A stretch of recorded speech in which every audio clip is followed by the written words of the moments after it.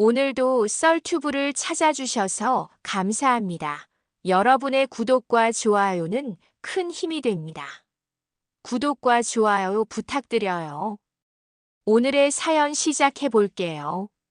안녕하세요. 저는 현재 서울에 거주하고 있는 30대 중반 여성입니다. 제 이야기는 그야말로 제 인생을 바꿔준 이야기인데요. 이렇게 여러분께 제 이야기를 들려드린다고 하니 긴장되네요. 처음으로 글을 써보는 거라 글솜씨가 부족할 수 있지만 제 이야기가 잘 전달될 수 있도록 열심히 써볼게요. 제 이야기의 시작은 제 아버지와 관련이 있어요. 저희 아버지는 광고 대행사를 운영하고 계신 분입니다. 하지만 아버지는 워낙 조용하고 말씀이 없으셔서 회사에 대해 저도 자세히 알지 못했어요. 그저 아버지가 열심히 일하시고 추운 날씨에도 꾸준히 출근하시는 모습만 기억나요. 어릴 적부터 아버지는 제게 특별한 관심을 표현하진 않으셨지만 그래도 저희 아버지는 묵묵히 뒷받침해 주셨어요. 집에서는 제 학교 생활에 대해 자주 물어보셨지만 본인의 회사에 대해서는 한마디도 언급하지 않으셨죠. 때로는 제가 아버지의 사업에 대해 물어보면 그런 건 신경 쓰지 않아도 된다. 넌 너의 미래를 위해 열심히 하면 돼. 라며 대화를 피하곤 하셨어요. 어릴 적부터 저는 아버지의 그런 모습이 조금은 아쉬웠어요. 주변의 다른 친구들 아버지들은 자신의 일에 대해 자랑스럽게 이야기하는데 우리 아버지는 늘 침묵을 지키셨거든요. 하지만 그 침묵 속에는 묵묵한 사랑과 지지가 있다는 것을 나중에야 깨달았습니다. 대학을 졸업하고 나서 저는 자연스럽게 마케팅 업계에 발을 들였어요. 물론 아버지의 회사가 아닌 다른 중소기업에서 일하게 되었죠. 처음엔 작은 팀의 일반 직원으로 시작했지만 열정과 노력으로 점차 입지를 넓혀갔어요. 어느새 마케팅 팀장이라는 자리까지 오르게 되었고 제 커리어에 대해 자부심을 느끼고 있었습니다. 회사에서 인정받으며 일하는 동안 저는 늘 제 자신의 능력을 믿었습니다. 때로는 어려운 프로젝트도 맡아 성공적으로 마무리했고 팀원들과의 협업에서도 좋은 평가를 받았죠. 그러나 제 연봉은 여전히 업계 평균에 비해 그리 높지 않았습니다. 그러던 어느 날 지인의 소개로 같은 업계에 있는 한 남자를 만나게 되었어요. 그는 기업의 영업팀장으로 저와 비슷한 업종에 있다 보니 대화도 잘 통하고 서로에 대해 많은 관심을 가지게 되었습니다. 처음 만났을 때부터 그의 진취적이고 당찬 성격에 끌렸고 그 또한 저의 독립적이고 프로페셔널한 모습을 좋아했죠. 우리는 처음에는 업무적인 대화로 시작했습니다. 마케팅과 영업의 접점에 대해 이야기하면서 서로의 전문성을 인정하고 존중했죠. 점차 대화는 개인적인 이야기로 확장되었고 우리는 서로의 꿈과 가치관에 대해 깊이 있는 대화를 나누기 시작했습니다. 그는 저보다 4살 많았고 결혼에 대해 더 적극적인 태도를 보였습니다. 우리는 서로의 커리어와 삶에 대해 깊이 있는 대화를 나누곤 했고 점차 서로를 이해하고 사랑하게 되었습니다. 그의 회사는 제 회사보다 좀 더 알려진 중견기업이었습니다. 월급도 저보다 한 50만 원 정도 더 많이 받는 것으로 알고 있었어요. 처음에는 그 차이가 별로 중요하지 않다고 생각했습니다. 우리는 서로의 커리어를 존중하고 지지한다고 믿었거든요. 그렇게 저희는 좋은 만남을 이어갔고 어느새 결혼 이야기가 오갔어요. 그리고 서로의 부모님께 인사를 드리기로 하면서 그는 제게 조심스럽게 말을 꺼냈어요. 우리 엄마가 좀 예민하신 편이라서 혹시 무례한 말씀을 하시더라도 너무 마음 상하지 않았으면 좋겠어. 그의 말에 어느 정도 예상은 하고 있었지만 실제로는 제 상상을 훨씬 뛰어넘는 상황이 전개되었어요. 첫 만남에서부터 예비 시어머니는 저를 깎아내리기 시작했어요. 처음에는 부드러운 말투로 시작했지만 곧 그 본색을 드러냈죠. 마치 제가 그의 아들의 미래를 가로막는 존재인 양 대했습니다. 처음엔 물론 친절하게 이야기했어요. 우리 아들이 얼마나 좋은 여자를 만났는지 궁금했어. 하며 반겨주는 듯 했죠. 하지만 그 말 속에 숨겨진 차가운 시선을 알아차리는 데는 그리 오래 걸리지 않았어요. 식사 자리에서 어머니는 점점 더 노골적으로 제 월급과 직업을 문제 삼기 시작했습니다. 중소기업 마케팅 팀장이라도 월급이 얼마나 되겠어? 우리 아들 월급에 겨우 보탬이나 될까? 예비 시어머니는 제 앞에서 아들에게 우리 아들은 IT 기업에 다니는데 이 여자는 뭐야? 중소기업 마케팅 팀장. 앞으로 얼마나 더 벌겠어? 라며 비웃는 듯한 말투로 접근했어요. 50만 원 차이라도 대체 얼마나 큰 줄 알아? 세상 물정을 모르네. 어머니는 제 월급을 마치 휴지 조각 보듯 깔보았습니다. 그러면서 제 앞에서 아들에게 속삭이듯 말했죠. 우리 아들 겨우 이런 여자랑 결혼해서 앞으로 뭘 하겠어? 고급 레스토랑에서의 만남은 더욱 충격적이었습니다. 처음엔 친절한 척하며 저를 초대했지만 곧 그 의도가 드러났죠. 하나야, 이번에 너가 계산해. 내가 좀 더 부담을 져야지. 앞으로 결혼하면 우리 아들 월급으로 살아야 할 텐데. 라며 공공연하게 제게 계산을 강요했습니다. 예비 시어머니는 단순히 월급 차이를 문제 삼는 것을 넘어 제 존재 자체를 무시하기 시작했습니다.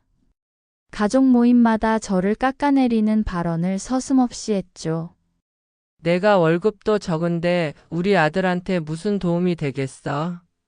앞으로 너는 우리 아들 월급에 기대어 살기나 하겠지. 내가 뭘 얼마나 한다고. 이런 식의 말을 공공연하게 했습니다.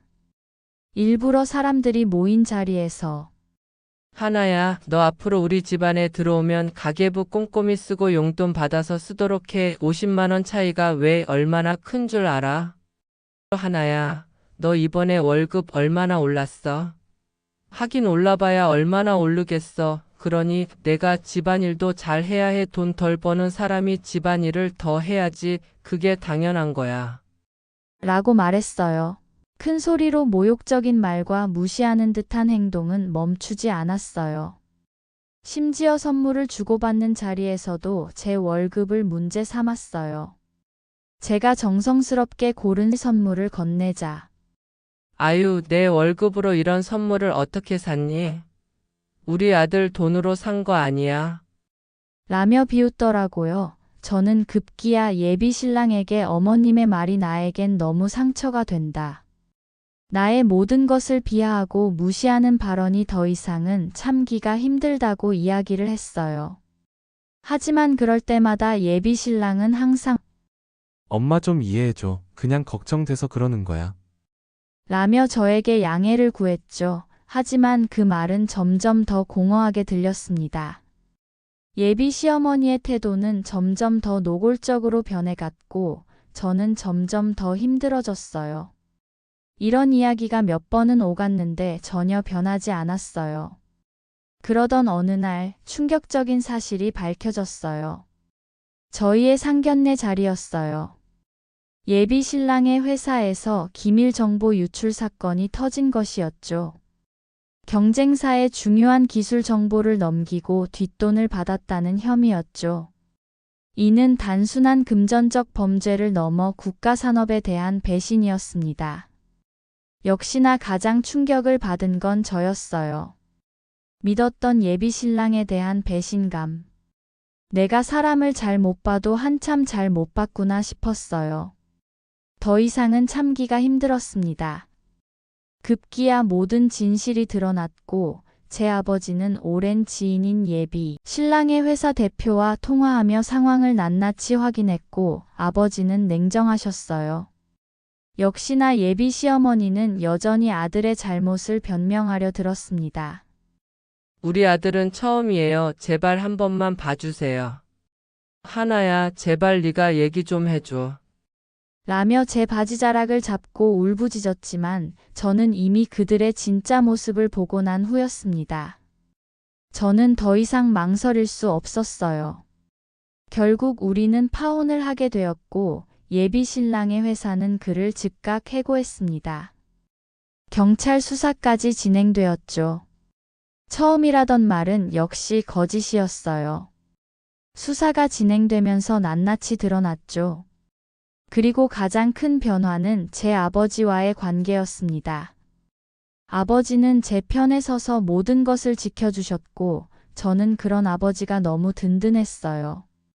그러나 예비 시어머니는 마지막까지 집요하게 매달렸습니다. 처음에는 전화로 시작했죠.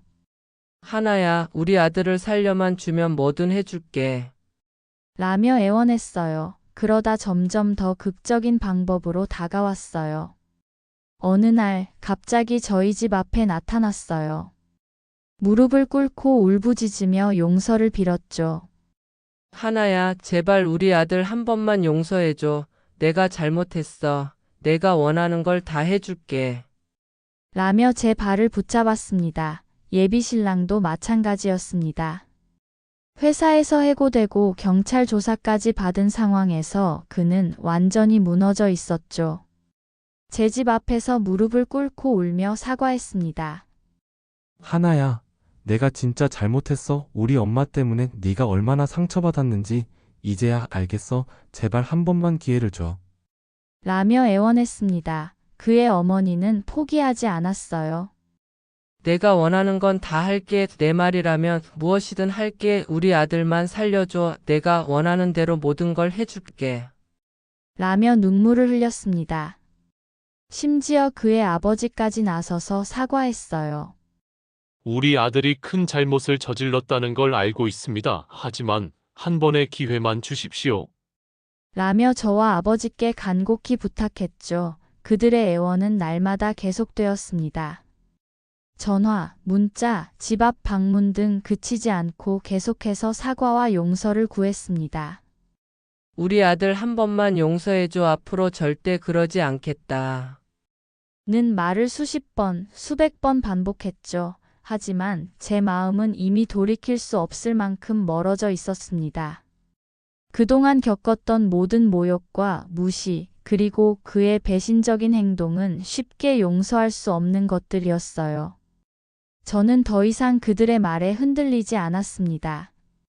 그들의 진심 없는 사과와 금전적 제안은 이미 제 귀를 스치지도 못했습니다.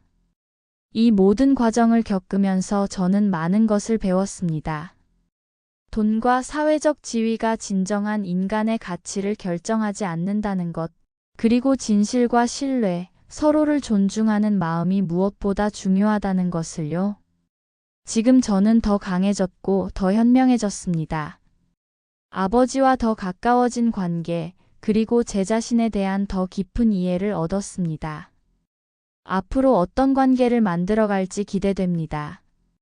때로는 힘든 경험도 우리를 더 나은 사람으로 만들어주는 법이니까요. 그 후로 그들의 연락은 점점 뜸해졌고 결국 완전히 끊겼습니다. 제 인생에서 그들은 이제 단순한 나쁜 기억으로만 남았죠. 부족한 제 이야기를 들어주셔서 감사해요.